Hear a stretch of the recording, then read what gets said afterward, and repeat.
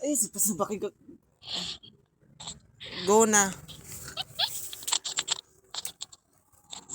Okay, good morning everyone, especially to you, Ma'am Kate. So, this is our movie analysis of the movie On the Road. So, in 1947 New York, on the day his father is buried, Sal Paradise is out with his friend Carlo Marx, who is like him, an aspiring writer. They're invited by mutual friend Chad to meet then Moriarty, a young car thief from Denver, and then 16 year 16 years old wife Marilu. Sal and Carlo befriend then, smoking marijuana with the honest Walter, who also befriends them. Sal teaches Dan how to write before Dan leaves for Denver with Carlo. After much contemplation, writer's block, and a solemn visit to his father's grave, Sal decides to join his friends in Denver and embarks on the road for the first time.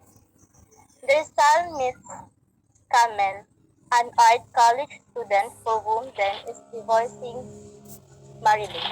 Carlo starts to question his sexuality, and then starts an affair. Carlo, Sal, Camille, and then visit a bar where Dean plays I've Got the World on a String on the jukebox, and Camille bonds with Sal. Carlo tells Sal he thinks he might be gay, and he plans to travel to Africa. Sal lives abroad Abbas and meets Terry. The two travel of California, where Terry works on cotton fields with his family while Sal helps. Sal and Terry have a brief affair before Sal, realizing he isn't made to work in the fields, heads back home. In December 1948, then Marilu and Aunt Donkel arrive at Sal's sister's home in North Carolina, having left Ed's wife Galati with old Bal, Lee, and Louisiana. Sal's family pledged the trio, who haven't eaten for 30 hours, and the next day the trio, Sal, and Sal's mother drive back to New York. The guys and Marilu celebrate New Year's Eve at Carlos' place. Later, then convinces Sal to partake in a threesome with him and Marilu. Sal starts kissing Marilu, but Dan's presence makes him nervous. So he tells Dance to go to the kitchen. Following this, Dan and Marilu have sex, while Sal listens in the other room. The next day, they ride off to California and live at Balls.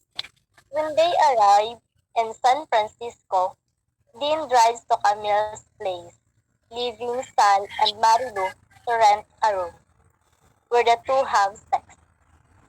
The next morning, Marilu leaves to return to her sailor fiancé in Denver, and Sal goes over to visit them and Camille, who by now have a child together and are expecting a second. Sal and Dan visit a nightclub, leaving Camille alone to deal with the baby. When they return home, she kicks Dan out.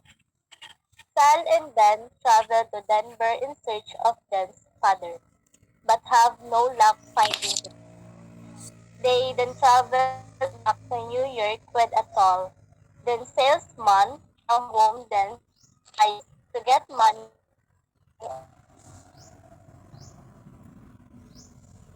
in exchange for sex. Dan succeeds, which gives him and Sal enough money to get where they need to go. 8 months later, Dan asks Sal if he would like to drive to Mexico. When they arrive, a kid gets high with them and leads them to a warehouse where Dan and Sal dance and have sex with some of the prostitutes. They later roam the streets together, stoned and drunk. However, Sal becomes ill and is hospitalized. Then, Dean leaves Sal behind, returning to San Francisco to fix his relationship with Camille. After recovery, Sal returns to New York. In 1950, Sal meets Dean in Manhattan on his way to a Duke Ellington concert. Dean says he travels across the country by train to see Sal and that he is having another child with Camille. Sal's friends hurry him so they can get in their way, and as Sal turns to leave, then asks for a lift to Escort Street. Sal tells them it was good to see him, and leaves him to walk Sal and his friends depart. When Sal returns home in the night, he is able to write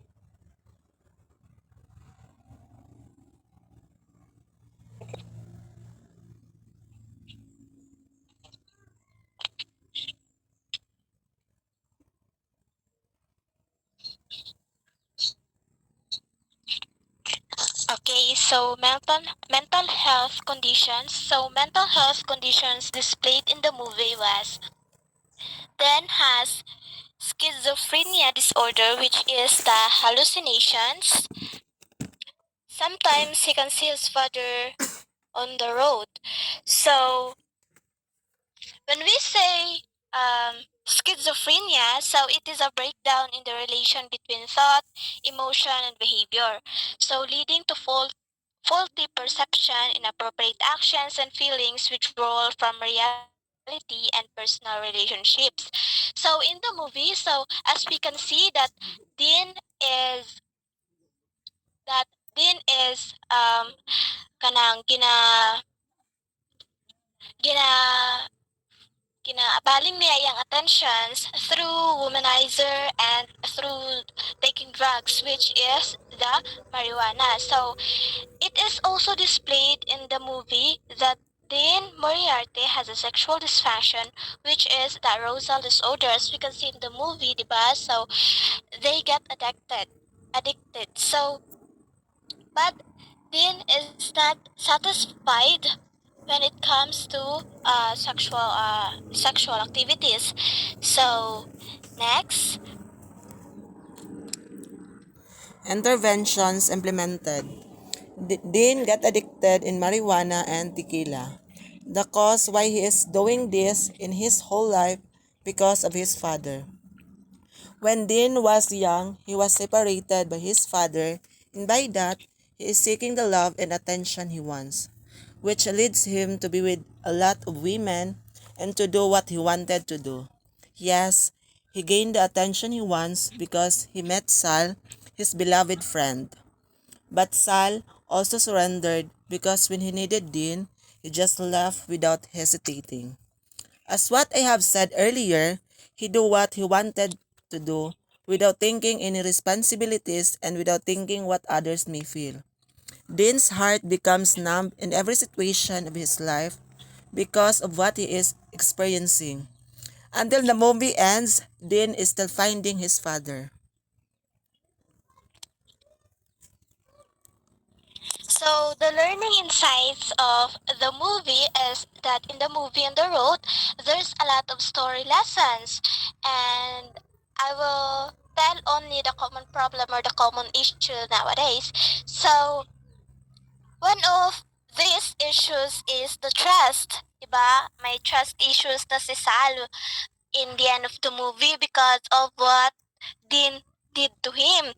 Diba? So, when Sal is in need, Dean left him because kanang nakapagtanto siya na ay magbalik siya sa San Francisco. It is because ayuso niya to iyahang ayuso ni din iyang relationship sa iyahang kaning previous katong pamilya niya, which is katong naanay child. And then, he left Sal even though Sal can't move properly because of his sickness, diba? As in, na siya fever, cold, kaning nagapanglamig siya, kaning na siya ubo. As in, ma-feel na to na kanang sakit ba, kanang pag sa maghabol na ta as in lamig kaayo in anang na feel ni Sal in Mexico because kanang di ba nag-ana si Sal na I've never been to Mexico, so sabay sila ni mm, sabay sila ni Tin nag-adto dito for Sal's kanang for Sal's perspective nga makahimo siya libro, di ba? Maapil niya dito sa libro because nagabuhat siya libro wherein ang nilalaman atong libro is what is happening anang kanang in every aspect of the world on the road, di ba? Ginasulat niya dito So and by that, Sal realizes that he only the one who value and heal din, di ba? Na-realize ni Sal dito, bro, toxic naman yun ni kay ako, gidamayan ako si Din when he needed someone, 'di ba? Gidamayan niya si Din nga katong gusto niya na makalampuas si Din dito sa iyang pagka-addict sa marijuana, sa iyang pagiging womanizer, 'di ba? Sa iyang pagiging babaero, kung whenever Din feels like he is carrying the whole world na si Sal siya, but katong nagsakit si Sal, asa si Din, gibiyaan niya, it is because he got a news nga ayuhon niya tong iyang pamilya. Which is para lang gyapon sa kapakanan sa sarili ni Din, kay na ay magpakaon sa iyahan, na siya po'y ana permanent na balay. So, what I'm trying to say is kanang don't ruin the trust of someone who are kanang gina-value nimo, di ba?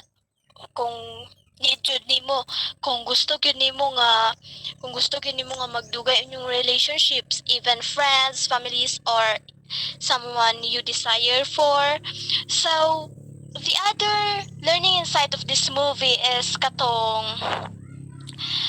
kanang whatever you feel nga kanang problemado na kayo kanang feel mo na wala na'y nag-aside sa imuha, please don't kanang ayaw himo ag companion ang drugs or alcohols for you to be satisfied on what you are living for, because kanang maybe gihatag lang na ni God sa imuha for you to be motivate para sa imuhang pagiging successful someday, di ba?